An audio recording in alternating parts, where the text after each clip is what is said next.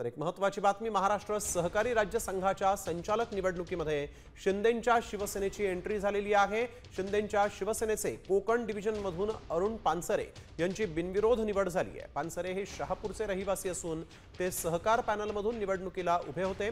मुंबई बँकेचे अध्यक्ष आमदार प्रवीण दरेकर, सहकारातील ज्येष्ठ नेते शिवाजीराव नलावडे, संजीव कुसाळकर यांच्या नेतृत्वाखाली महाराष्ट्र सहकारी राज्य संघाच्या संचालक निवडणुकीसाठी सहकार पॅनलचे 21 उमेदवार जाहीर करण्यात आलेले आहेत आणि यात प्रवीण दरेकरांचे बंधू प्रकाश दरेकर आणि अरुण पानसरे यांची बिनविरोध निवड झाली आहे। 27 तारखेला महाराष्ट्र सहकारी संघ राज्याची निवडणूक होणार आहे।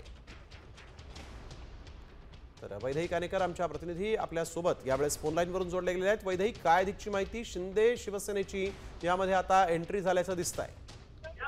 नक्कीच एक महत्त्वाची बाब म्हणजे आता महाराष्ट्र सहकारी राज्य संघाच्या संचालक निवडणुकीमध्ये आता शिंदेंच्या शिवसेनेची देखील एंट्री झालेली आहे। शिवसेनेचे कोकण डिव्हिजन अरुण पानसरे यांची बिनदोषी निवड करण्यात आलेली आहे। याच बिनविरोध निवडीमध्ये प्रवीण दरेकर यांचे बंधू प्रकाश दरेकर यांचं देखील नाव आहे।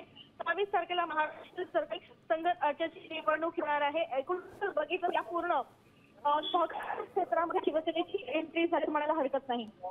बिल्कुल, धन्यवाद वैदेही, आपण दिलेल्या सविस्तर माहितीसाठी। तर महाराष्ट्र सहकारी राज्य संघ निवडणुकीमध्ये शिंदे सेनेची एंट्री झालेली आहे आणि शिंदे सेनेच्या व्यक्तीची बिनविरोध निवड देखील झालेली आहे।